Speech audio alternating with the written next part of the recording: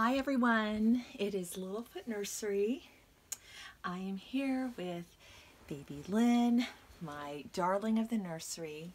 And some of you guys may have noticed I have changed my little thumbnail. So I have a picture of baby Lynn and baby Elia now, whereas it was Aria and Isla in the past.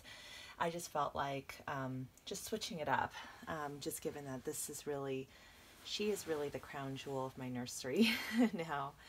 And I still can't believe I have her. I feel so incredibly lucky. And today I wanted to I have a topic to chat with you guys about. And I was thinking about changing her into this outfit. But now that I have it here, I'm really thinking it's probably going to be too big. It is a 0-month size. It looks kind of massive. I don't know if this is going to fit her. So kind of debating. Let me feel the inside of this outfit too. Yeah, it's a little bit on the rougher side. So I'm thinking I might put baby Zoe in this one actually. I think that one might suit her better. It's an outfit I got a while ago. And just while I chat with you guys a little bit, I'm going to dig around and see if there's another outfit I want to put on her. And if not, I might just talk and have her in the video, which I know is not as interesting, but yeah, I'm so sorry, I'm not totally prepared here. Here, I'm going to bring this bag over here and just rummage through it a little bit, see if there's another outfit I'm going to want to try on her. It's just hard. I'm so picky about what I want to put on her skin just because she is, in my opinion, a more delicate, softer silicone, and the last thing I want to do is do anything to challenge that. So, you know, I think I will try this outfit. Let's just try it, and if it doesn't look good on her, then I will change her back.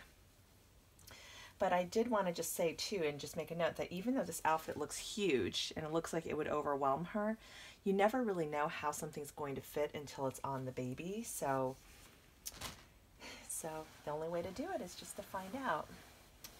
And I wanted to chat about a topic one of my friends on Facebook brought up, one of my dolly friends, and it's just around basically like, why is it so hard to buy a doll directly from the artist anymore?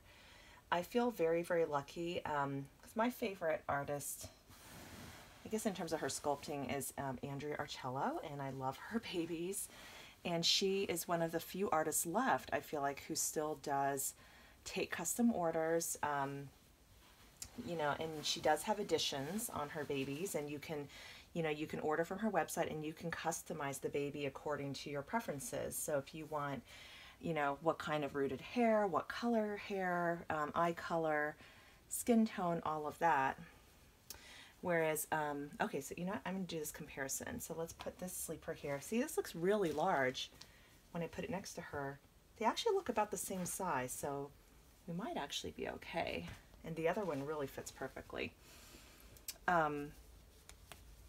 So, yeah, and my friend was just, she was really discouraged because, you know, she had seen a silicone doll for sale, and, she was upset because I guess, and the artist had been messaging, and she basically messaged to say, hey, you know, is this doll available for sale? I would really like to buy it. And then the artist essentially said, yes, you know, it's not quite finished yet. And,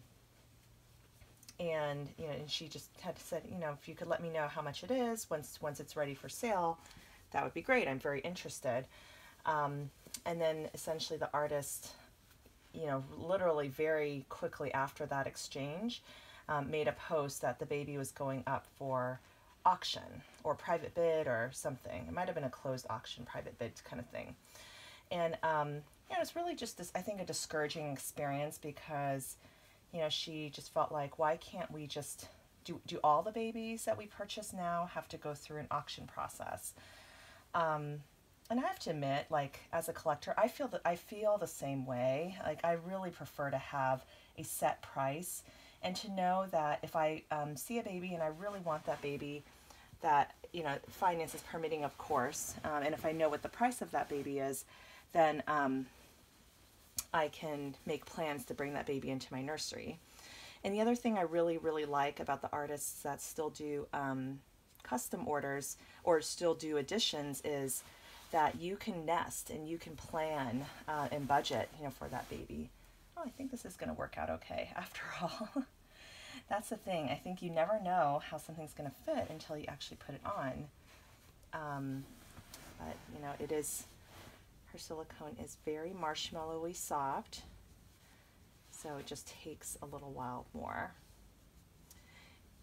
Okay. All right, I'm going to start to button her up. And, I need to do the back and stuff like that. Oh, this is really cute on her. So, and I'm wondering, like, and I think in terms of like what's driving all of this. Okay, I'm seriously confused on how do I button her up. I'm going to start from the top, and then hopefully I can figure it out as I progress.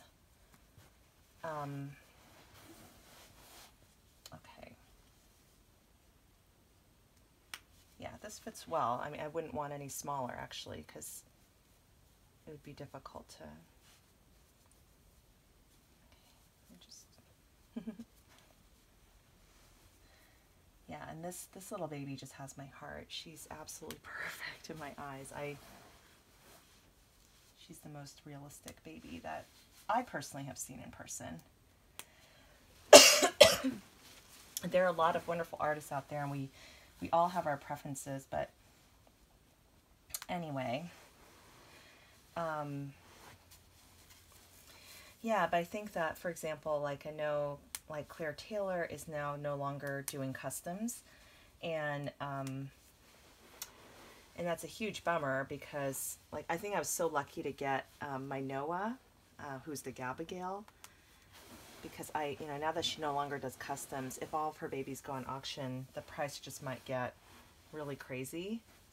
And that's really the fault of us collectors because we keep paying those prices. I think we've talked about this before, but at the same time, it is still like a real bummer because, for example, let's say you fall in love with a certain sculpt that's coming out, and then you know that the artist is only going to make a certain number of those babies. And then, basically that each of those babies is going to end up getting auctioned or getting sold through like a closed bid. For me, it's super stressful because I don't know how attached to get to the baby, if that makes sense. Like I kind of want to be able to know like, oh, hey, oh, sorry. I have to stop for a second. You guys always see me do this with baby Lynn, but I have to pick her up and give her a hug. Oh, she is precious in this. Oh, this is so cute on her. Okay, so she's wearing this white velour sleeper from Purité de Bébé.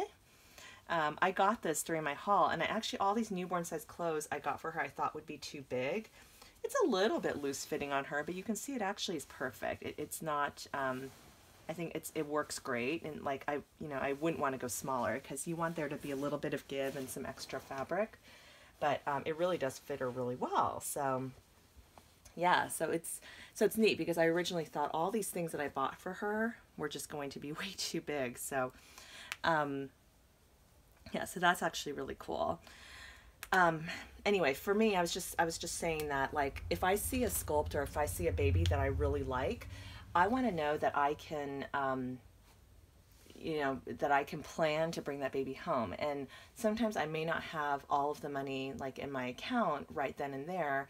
I might need to borrow from savings, or I might need to wait a couple paychecks. And that's been the nice thing about layaways. So, as you guys know, I've been on the list for Eleanor. I just made another payment on her not too long ago. And then I think I have just one more, I think she's about, I'd say half to 2/3, a little more than half paid off. So there's just one more payment to go on her. And then and then, you know, I'll be able to bring her home after that. So, and I like that because I like being able to plan, you know, you can nest, and even if it's going to take a few months or even longer, at least I know that I'm going to be getting that baby. And there's a sense of peace that comes with that versus if there's a baby that I really, really like, but then I know it's going to be sold by auction with each baby, you know, I have no idea how many other people like really have their heart set on that baby, and I have no idea how high the prices are going to go. So that's a very stressful situation. And then with each baby getting painted differently, I don't know how much to bid on one baby, and it may not be, not everything about that baby might be exactly how I would choose it on that baby. Like maybe I'd prefer a different skin tone or a different hair coloring or something like that. And so sometimes I will just like hold off and not bid and see if there's like one that, you know, comes up that I like absolutely have to have. But then that's a stressful situation too, because I'm sure there's going to be someone out there who could outbid me, you know, in those situations. And so sometimes it's easier to like not even try, or to not get your heart set on in those situations. And it just feels like it's becoming more and more difficult to buy straight from the artist. You know, and this is not all artists, you guys. I mean, there's some artists who are maybe a little bit newer or not quite as established, or not considered quite as, you know, high end as other artists. But like, you know, and for them, you know, they do set an edition, you know, there is a set price, you can contact them, you can buy the baby. But I feel like a lot more artists are going this other way. So I feel very fortunate with Andrea Arcello. Like her babies are, in my opinion, just amazing, and her sculpting is just out of this world. I still prefer her sculpting to anybody else's.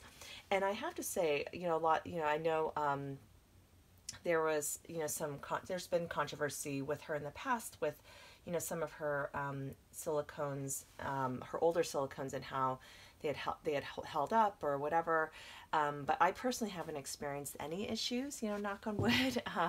And I have to say the quality of Baby Lynn's silicone is as good as I've seen any silicone. And I did have a chance to hold, you know, to experience, you know, Noe Art Dolls, Jenny Lee, some of the softer silicones. I have not felt a Julie Malloy. I have not seen a more premium, you know, Claire Taylor baby up close, for example. But this is such a marshmallowy silicone. You can see there's flexibility in her neck, you know, that she can, you know, move her head. You know, you have to really support her head like a real baby. And she's just like crazy cuddly. And she just looks so real. Like she is that baby for me that when I have her tucked away when I'm not playing with her or handling her, but she is just a baby that in my eyes is so special that like when I take her out, she just looks and feels so real to me. I have to like pinch myself and remind myself that's not a real baby. And that says a lot, you guys, because I've seen, you know, I've been collecting these dolls for a long time. So, and with a lot of my, like with all my reborns, with, you know, my other silicone babies, I don't have that same uncanny valley feeling with them, just because I've been exposed to this hobby for so long. But with her, I like definitely have that. And yeah, it's just the realism, it's just the detail, and just her beauty. So anyway, so I feel very lucky that I've been able to do these customs with Andrea, and she's been so awesome to work with for me. And but yeah, I think I would be heartbroken though if like in the future, let's say she decided to do the same thing and just do everything by auction, and you know, that would be super discouraging for me for sure, you know, if that were to happen. So anyway, I just thought I would speak about this topic. And you know, I certainly understand from the artist's point of view, this is their livelihood, they're doing this for a living, and the fact is that there is more demand than supply probably, you know, with these silicone babies, and that is what's driving these prices up. And for them, you know, they do have the right to try to get the best price that they can for their art and for their work. I definitely don't fault them for that. But I do just think it's it's definitely causing, I think, a lot of collectors to feel discouraged. When the prices just routinely get into prices that I used to think, oh, I would like never ever pay that for a doll. When it starts to get to those really really high price points.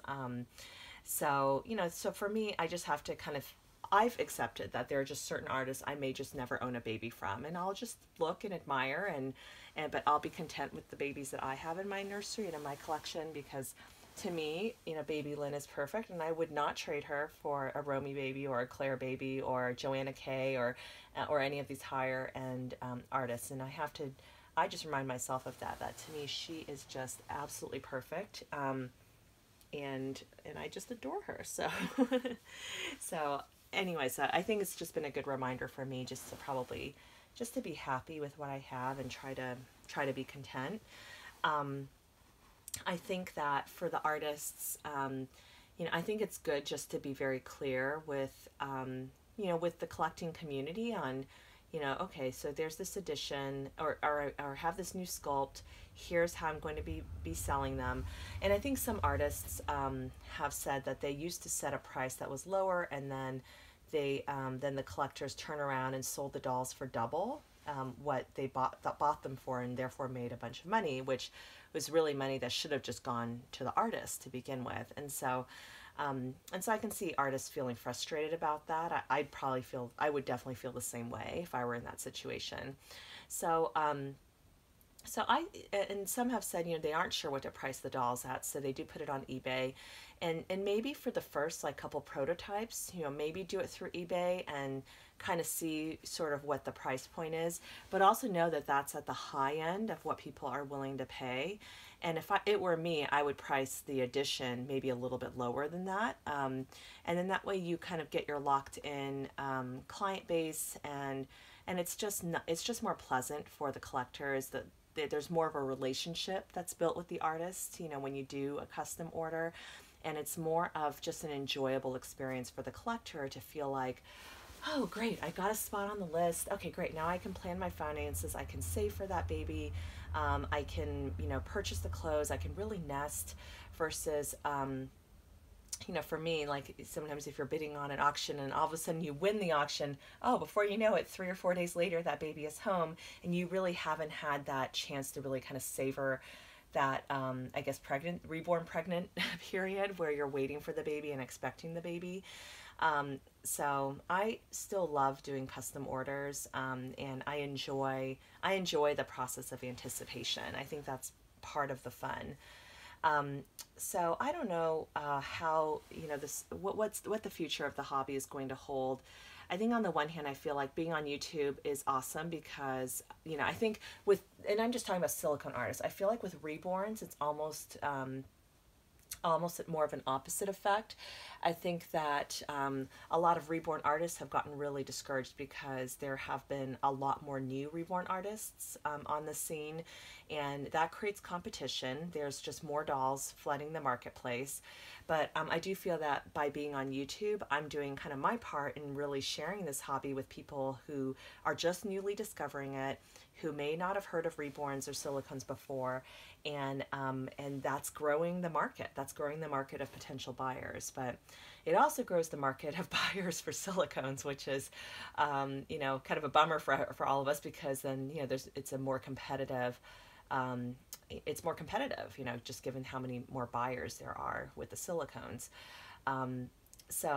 But I am glad to bring in more buyers of reborns because, I think there's a lot bigger supply of reborns that are available. And so we need, I know artists need that business. They need that clientele.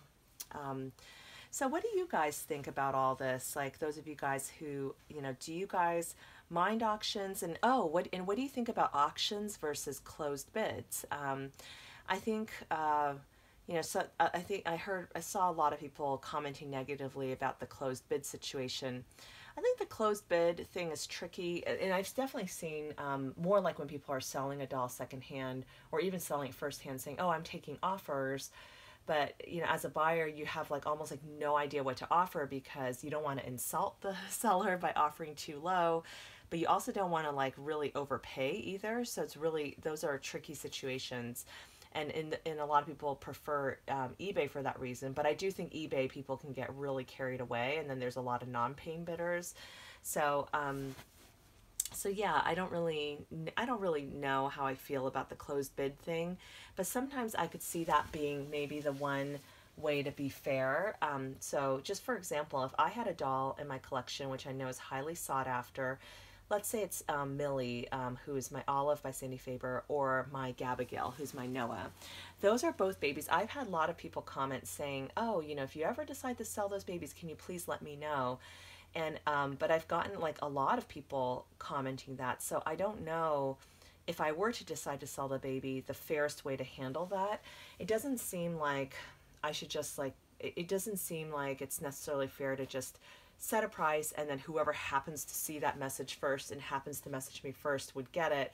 I think that almost the fair thing to do would to be do some type of bidding or auction process. You know, I personally don't really I don't personally really sell babies on eBay, but maybe there's a way to, maybe there's somebody suggested, you know, on Facebook, you know, people can put in their bids and then you cut off the bids at a certain time, and maybe you set a starting bid or something like that. Maybe that's fair.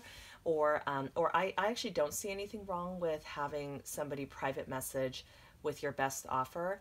And I also don't think as a seller you need to feel compelled to take the highest offer, because sometimes you might prefer to take a lower offer from a buyer that you think is going to be a less risky buyer. Like, you know them in the doll community, you know they're reliable, you know they have excellent feedback. And I see this a lot on Dollfan, that a lot of sellers don't want to even sell to people who have less than 10 feedback on Dollfan, you know, and I don't fault them for that, because these are really high stakes transactions. It's extremely stressful for both the buyer and seller to have thousands of dollars change hands, you know, when we're talking about these high-end silicone babies. And so so if I were a seller and I had a choice of two buyers, the bids were comparable, but maybe like the second highest bid was someone who just was a lot more reputed, and I just know I'm going to have a smooth transaction, or maybe it's even a friend in the community, I think it should be completely my right as a seller to choose which buyer I want to sell to. And that might not be a popular opinion. I don't know how people think about that, but I think you always have to kind of manage, you know, wanting the higher price with the risk that that person's actually going to follow through with the transaction and not cause issues, because that is just way really not worth it. So so anyway, I thought just this would be an interesting topic to bring up. And I am so glad I tried her in this outfit. She looks so cute in this. My only thing is it's sort of a thicker material, so you know, but it does make her feel like super cuddly. I just think the inside of the material doesn't feel like as soft as, say, this outfit she was just wearing. This one feels like a soft organic cotton. So I kind of almost prefer it on her. In fact, I might just change her back out.